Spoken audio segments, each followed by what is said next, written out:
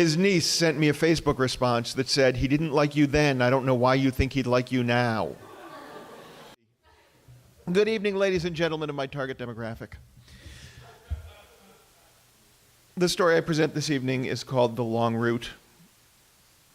The regular and frequent beatings I took throughout my childhood are, I think, largely a distortion.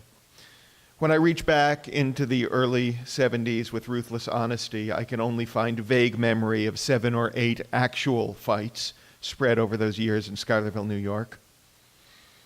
My father's only advice on the matter was, the hell of it is, they have their reasons. This was marginally more helpful than my mother's immortal words, "Well, Dylan, you know you can be irritating."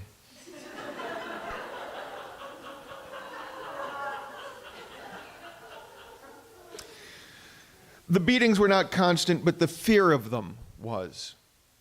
I walked to and from school in a defensive state, head down, trying desperately to imagine a scenario in which I might properly hit back, show strength, behave heroically. The only time I felt safe outdoors in Schuylerville was on Sunday mornings, when the bullies sat with their families in closed churches, worshiping a God unfathomable to me, who could never be seen, never be understood, and could be both all-loving and unspeakably cruel. On Sundays, I could emerge from the cool safety of my bedroom into the bright, lovely sunlight, though I still did exactly the same things I did indoors. I read comic books and fantasized the dramatic punches of the superpowered protagonists coming through my body, long arcing strikes that left motion lines in their wake and lifted my assailant from his feet. David LeBaron. He was not the only bully of my youth, but he was the worst offender and the focus of my fears. I would wake sweating in the night from childhood dreams in which I tried at last to respond with closed fists and found my arms slow-moving, rubbery, boneless, useless to the task. I feared him and I hated him.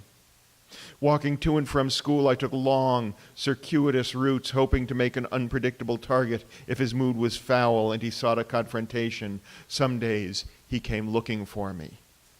Always, he left with a warning that he would be back. When my family moved from Schuylerville, I believed I would never have reason or desire to return. Last year, I took my one-person show, More Arts, Less Martial, to a couple of venues in upstate New York, very near to the town in which I grew up. The show is a collection of stories about my journey from bullied childhood to my testing as a martial arts master. As with most of my work, it is personal, autobiographical, poignant, funny, and frequently self-congratulatory.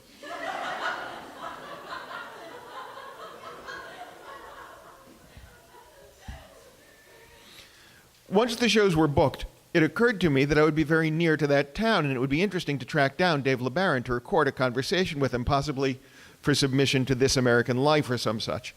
At the very least, I thought, I could close a circle, meet him as a man, shake his hand, prove to myself that I am the bigger person, the kinder soul, unafraid at last of this outsized figure of my youth. I did an internet search. I made a call to 411. I found some LeBarons in Schuylerville and left phone messages. I found a niece of his on Facebook. I hit her with a message asking for his contact info. I waited. I followed up. At one of the numbers, I reached a woman who said, "He told me not to give you his number. Stop calling here." His niece sent me a Facebook response that said, "He didn't like you then. I don't know why you think he'd like you now." I sent a longer explanation. I didn't care if he liked me. I would like to buy him lunch or a beer to discuss his memories of our childhood interactions. I told her that my work is largely retrospective and introspective, and I really wanted to get his angle on things. I believed that I was telling the truth. That was no longer the case. I lie well, because when I do it, I believe. I was no longer doing research. I could smell his fear. I liked it. When I got to upstate New York, I spent an afternoon in that little town, smaller still through the eyes of an adult. I walked the route I had taken so many times from my childhood home to the school. I went to the little diner on Main Street and had a tuna melt. I asked whether anyone knew where Dave LeBaron lived. Everyone knew him. Nobody knew his address.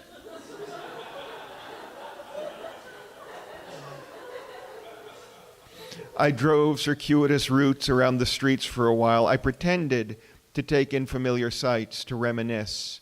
But when I look back with ruthless honesty, it was uglier than that. I was a hunter. I was mean.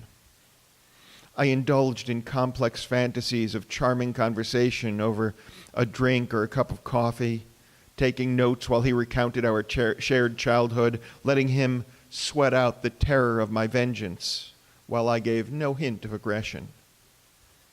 I never found him. When I got back to Los Angeles, I sent his niece another email telling her to relay a message. I would still love to see her uncle. I would probably be back to upstate New York every year or so to do the same venues. I hoped we could meet up at some point and talk. I received a long email response from Mr. LeBaron's wife. She told me that he's a good man, a good husband and father. She told me that she is very sorry that I am so affected by my childhood, but I should let it go.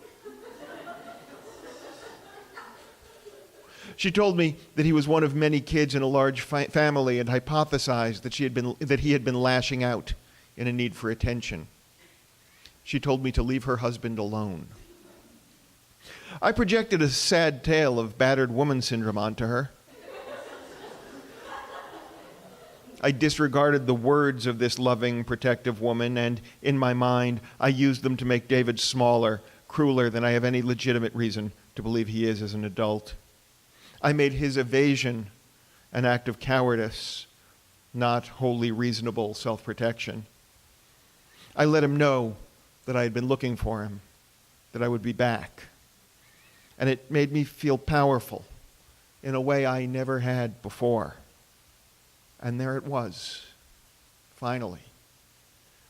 The hell of it was, I had his reasons. Thank you.